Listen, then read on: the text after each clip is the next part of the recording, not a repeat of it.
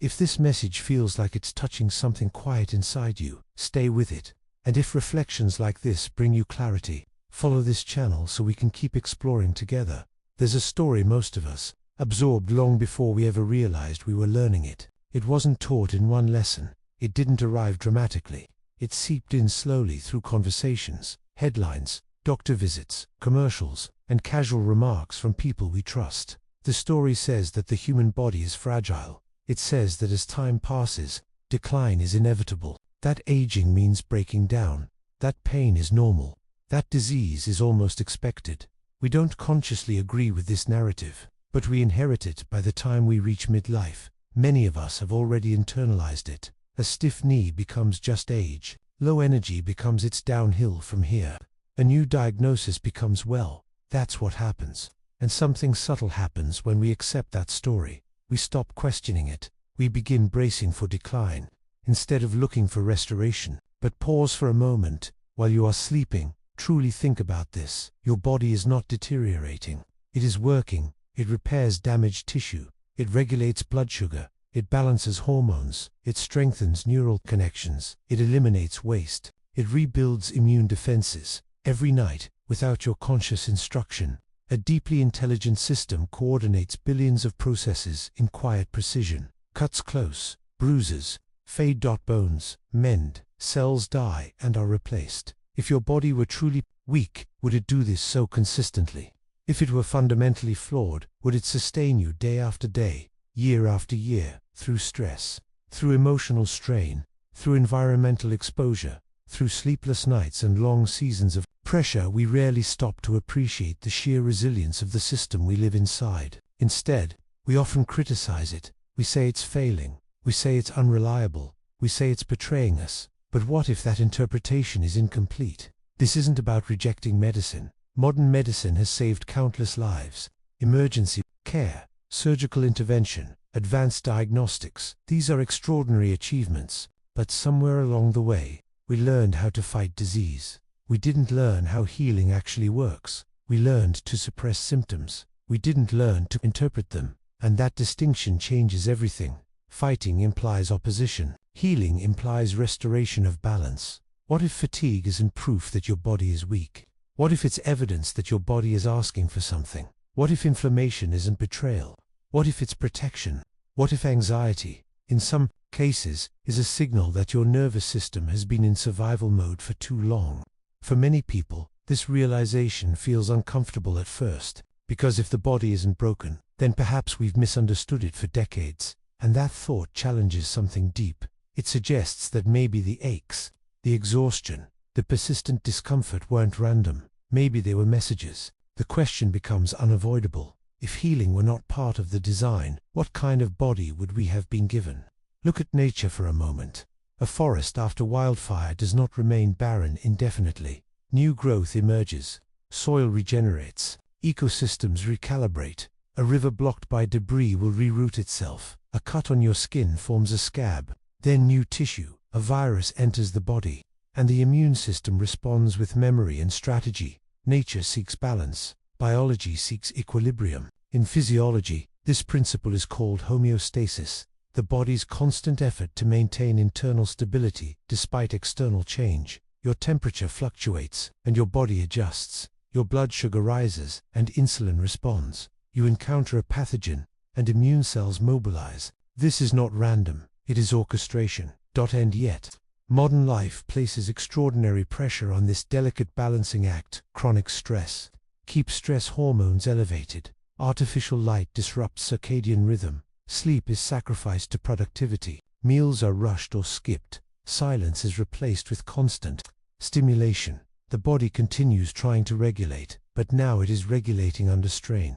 Imagine driving a car in first gear at highway speed for months. The engine will overheat, not because the car was poorly designed, but because it's being used outside its intended rhythm. Many of the symptoms people experience today are not evidence of weakness. They are evidence of overload. Overstimulation. Overwork. Overwhelm. Overexposure to stress without adequate recovery. When these conditions persist, The body adapts as best it can. It compensates. And compensation often looks like symptoms. Pain may restrict movement to prevent further injury. Fatigue may force rest when conscious choice does not. Inflammation may isolate and repair damage. Anxiety may heighten awareness in environments perceived as unsafe. We interpret these as malfunctions, but often they are strategies. The tragedy is not that the body fails. The tragedy is that we interpret its protective responses as attacks. An interpretation matters more than we realize, because the brain and body are not separate systems. They are one continuous feedback loop. Every thought produces chemistry. Every emotion alters hormone levels. Every belief shapes nervous system tone. If you vividly imagine a threat, your heart rate increases. Your body does not wait for confirmation that the danger is real. It responds to perception now. Consider living for years in subtle fear. Fear of aging, fear of diagnosis, fear of financial insecurity, fear of not being enough, fear of losing control. The nervous system cannot distinguish between a tiger in the room and a threat rehearsed in thought often enough. Chronic fear maintains chronic stress. Chronic stress impairs repair. Over time, this pattern becomes embodied. But here is the empowering part. If perception influences stress, perception can also influence recovery. When you feel safe, your nervous system shifts toward restoration. When you feel connected, inflammation markers decrease. When you feel hopeful, motivation and resilience increase. Hope is not naive optimism. It is a measurable physiological shift. Faith, whether spiritual or simply trust in the body's intelligence, softens defensive tension, and tension reduction creates space for healing. For decades, many people approached health like a war. They fought illness, they attacked symptoms, they battled aging. But what if health is not a battlefield? What if it's a relationship? You are not a mechanic fixing a broken machine. You are the guardian of conditions. You influence sleep patterns. You influence stress input. You influence movement. You influence how you speak to yourself. Healing often does not begin with adding more. It begins with removing interference. Less chronic stress, less internal criticism, less rushing, less ignoring of signals. When you subtract what overwhelms the system recalibrates, and recalibration is often subtle. Better sleep over time, more stable energy, clearer thinking, reduced reactivity. Not overnight miracles. Gradual restoration. Modern culture often dismisses gradual improvement because it lacks drama, but biology favors consistency over spectacle. The body does not need perfection, it needs rhythm. We were designed 4 cycles: wake and rest, effort and recovery, connection and solitude, light and darkness. Yet modern life erases cycles. We extend daylight artificially. We compress schedules tightly. We blur work and rest boundaries. We consume constant information. The nervous system remains on alert, and when alertness becomes the baseline, restoration becomes rare. Many people believe they need a stronger body. Often, they need a calmer nervous system. They need deeper sleep, more natural light, exposure, regular movement that feels supportive rather than punishing, moments of genuine stillness. When rhythm returns, stability returns. And when stability returns, symptoms often soften, not because illness was imagined, but because interference decreased. There is also something even deeper happening. For many people, the most significant healing shift is relational. They stop seeing the body as an adversary. They begin seeing it as a communicator. Instead of asking, "Why are you failing me?" they begin asking, "What are you trying to show me?" That shift transforms frustration into curiosity. Curiosity reduces resistance. Reduced resistance reduces stress chemistry.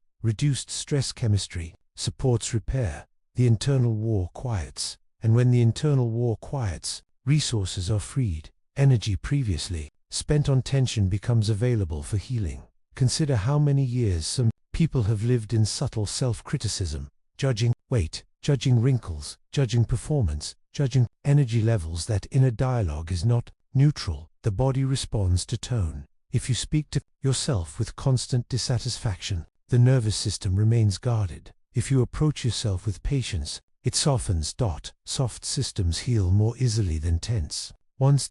This is not mystical thinking, it is neurobiology. Safety activates parasympathetic function, the branch of the nervous system responsible for restoration. Threat activates sympathetic dominance useful for survival, but costly when chronic. So perhaps the question is not whether your body is weak. Perhaps the question is whether it has been living in a state of chronic threat. Threat from overwork, threat from unresolved emotional strain. Threat from constant negative expectation, threat from lack of rest. And perhaps the symptoms are not evidence of weakness. Perhaps they are evidence of endurance. Your body has adapted to everything you've placed upon it. It has compensated through sleepless nights. It has endured stress you didn't even recognize. At the time, it has kept you alive through heartbreak, deadlines, illnesses, losses. That is not fragility. That is resilience. The body you inhabit today, with its scars and history, is a survivor of your entire life story.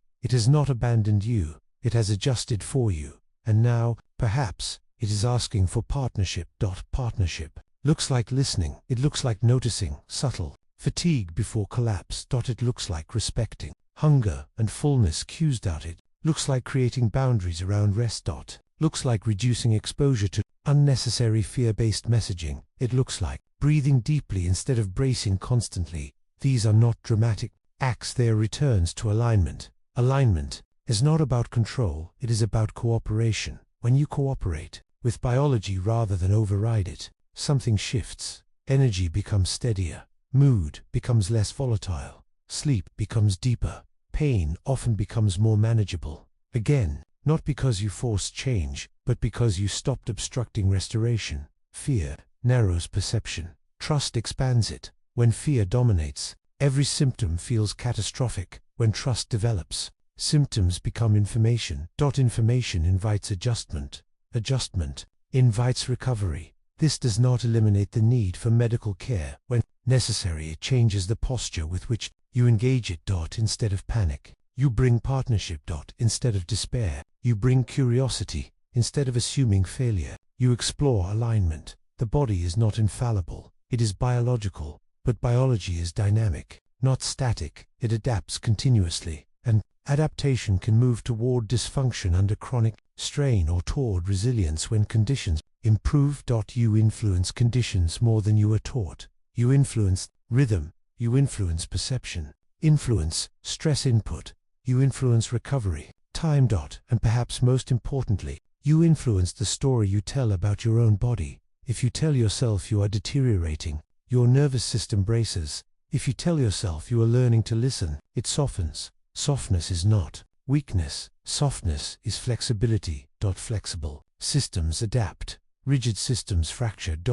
So, maybe your body was never weak. Maybe it was overwhelmed. Maybe it was unheard. Maybe it was responding intelligently. Two conditions that required endurance. And now, with awareness, something different becomes possible. You can shift from conflict to collaboration. From criticism to curiosity. From fear to trust. Healing rarely arrives dramatically.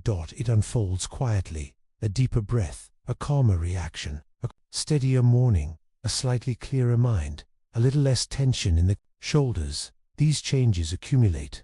Over time, they reshape physiology, and eventually, you may look back and realize something profound. The body you once resented has been loyal all along. It has not been trying to betray you. It has been trying to protect you. It has been trying to balance you. It has been trying to communicate. The question is no longer whether it can heal. The question is whether you are willing to listen.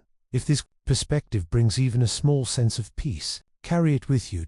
And if you want to continue walking this slower, more attentive path, stay connected here, because your body isn't weak. It never was. It has been speaking in signals, sensations, and subtle shifts for years, and perhaps, for the first time, you are ready to hear it.